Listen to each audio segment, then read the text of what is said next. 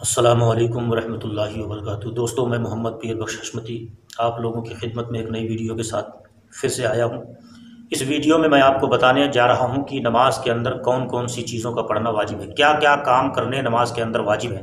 دوستو، یہ بہت ہی امپورٹنٹ بحث ہے، اس کو جاننا ہر مسلمان کے لیے بہت ضروری ہے۔ جو مسلمان بھی نماز پڑھتا ہے اس کو واجبات نماز بہت اچھی طرح سے جاننا چاہیے، کیونکہ فرائض اور شرائط تو ہر انسان جانتا ہے کہ یہ چیز فرض تھا، اس کے کمی کی وجہ سے نماز نہیں ہوتی، مگر ہر مسلمان یہ نہیں جانتا ہے کہ آخرکار نماز کے اندر واجبات کیا ہیں۔ دوستو، جو چیزیں نماز میں واجب ہیں ان کا حکم یہ ہے کہ اگر کوئی بھی واجب جو میں بتانے جا رہا ہوں ان میں سے کوئی واجب اگر بھول سے کہیں چھوٹ جائے تو ایسی صورت میں اس واجب یعنی کہ کمی کو پورا کرنے کے لیے نماز کی ساری رکعتیں پوری کرنے کے بعد ایک طرف داہنی طرف سلام پھیر کر کے 2 سجدے سہو کے کیے جائیں گے، تب اس کی نماز ہوگی، ورنہ اس کی نماز نہیں ہوگی، نماز کو دہرانا پڑے گا۔ تو دوستو، اگر جان بوجھ کے کوئی واجب نماز میں چھوٹ گیا تو ایسی صورت میں نماز واجب نہیں ہو سکتی ہے، ساتھ ہی ساتھ سجدہ سہو کرنے کے بعد بھی یہ نماز نہیں ہوگی۔ تو آپ کو جاننا بہت ضروری ہے کہ آخر نماز میں واجبات ہیں کیا کیا چیز۔ تو آپ سب سے پہلے یہ چیز جان لیں کہ تکبیر تحریمہ میں لفظ اللہ اکبر کہنا یہ واجب ہے۔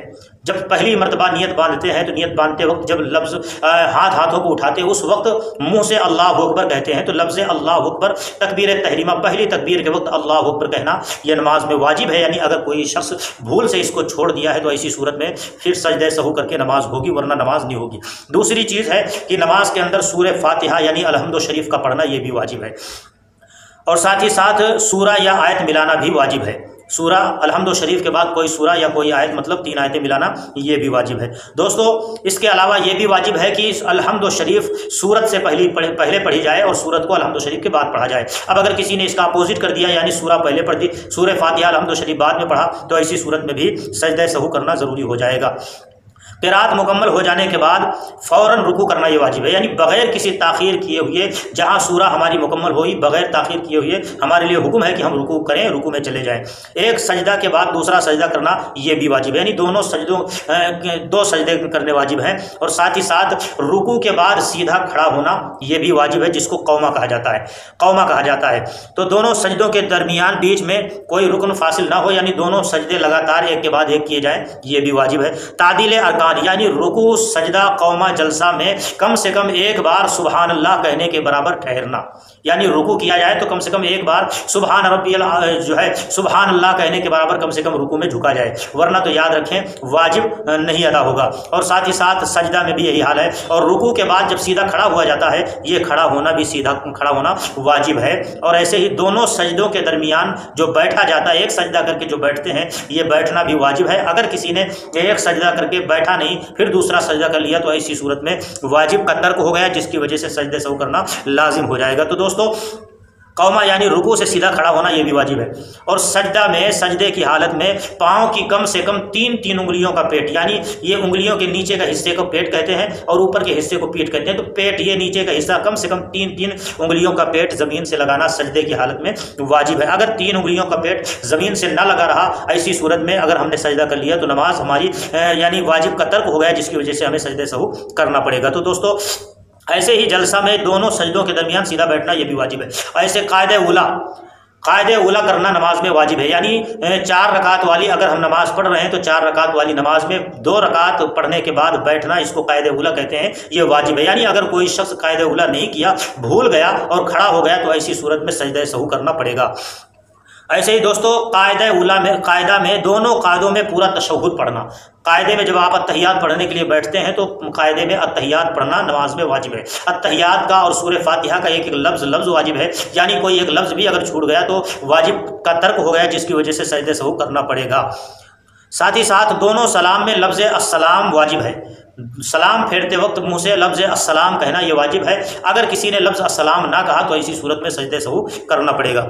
دوستو، دعائے وطر کی نماز جو عشاء کے ٹائم پہ وطر کی نماز پڑھی جاتی ہے، وطر کی نماز میں دعائے قنوت کا پڑھنا واجب ہے، اور ساتھ ہی ساتھ وطر پڑھنے کے لیے جو اللہ اکبر کہہ کے ہاتھ اٹھایا جاتا ہے، یہ تکبیر جو کہا جاتا ہے، یہ تکبیر اللہ اکبر کہنا بھی واجب ہے اور دعائے قنوت پڑھنا بھی واجب ہے۔ تو اگر کسی نے تکبیر چھوڑ دی یا دعائے قنوت بھول گیا تو ایسی صورت میں سجدہ سہو کرنا پڑے گا، بغیر سجدہ سہو کے نماز نہیں ہوگی۔ ساتھ ہی عیدین کی نمازوں میں، عید اور بقرعید کی نماز میں 6 تکبیریں جو زائد کہی جاتی ہیں، 6 کی 6 تکبیریں زائد کہنا واجب ہے۔ اگر کوئی कोई एक तकबीर भी छूट गई तो ऐसी सूरत में सजदे सहू के बगैर नमाज नहीं होगी।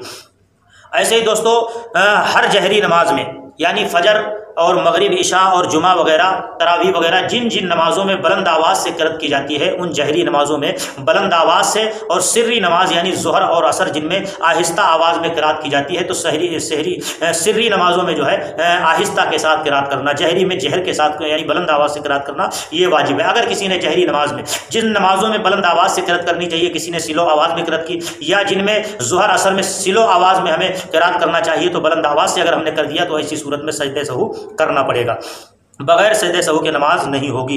तो दोस्तों ये भी मालूम हो गया आपको। साथ ही साथ रुकू का हर रकात में एक ही बार होना, हर रकात में रुकू एक ही बार करना ये वाजिब है। अगर किसी ने एक से ज़्यादा कर दिया तो फिर सजदे सहू करना पड़ेगा।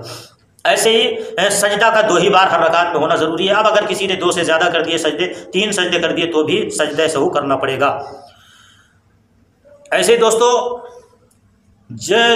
हुक्म यह है कि इमाम जब क़िरात करे, इमाम के पीछे जब मुक्तदी नमाज पढ़े और इमाम जो है क़िरात कर रहा हो यानी क़िरात पढ़ने में मशगूल हो, तो इमाम जब क़िरात करे बुलंद आवाज़ से करे या आहिस्ता करे, उस हालत में मुक्तदी का चुप रहना वाजिब है। यानी मुक्तदी के लिए हुक्म है कि वो चुप रहे, उस वक्त उसको पढ़ना नहीं है कुछ। अगर वो उस वक्त पढ़ता है तो ऐसी सूरत में ये वाजिब का तर्क होगा, जिसकी वजह से मुक्तदी पर सजदे सहू करना लाजिम आएगा। सिवा क़िरात के तमाम वाजिबात में इमाम की पैरवी करना ज़रूरी है। यानी क़िरात के अलावा, अलहम्द और सूरा के अलावा इमाम के पीछे जो कुछ भी इमाम पढ़ते हैं सब कुछ पढ़ना है, सिर्फ और सिर्फ इमाम के पीछे सूरह फातिहा और सूरत नहीं पढ़ना है। तो दोस्तों ये थी नमाज में वाजिबात, जिनका हुक्म यह है कि अगर कोई वाजिब भी अगर जानबूझ के किसी ने छोड़ दिया तो नमाज सिरे से नहीं होगी, नमाज दोबारा पढ़ना पड़ेगा। और अगर ये इनमें से कोई एक वाजिब भूल से कोई छूट गया है तो ऐसी सूरत में उसकी कमी को पूरा करने के लिए नमाजों की सारी रकातें मुकम्मल करने के बाद दाहिनी तरफ एक तरफ अस्सलामु अलैकुम व रहमतुल्लाह ऐसे सलाम फेर करके फिर 2 मरतबा सजदे करने पड़ेंगे। 2 सजदे करने के बाद फिर से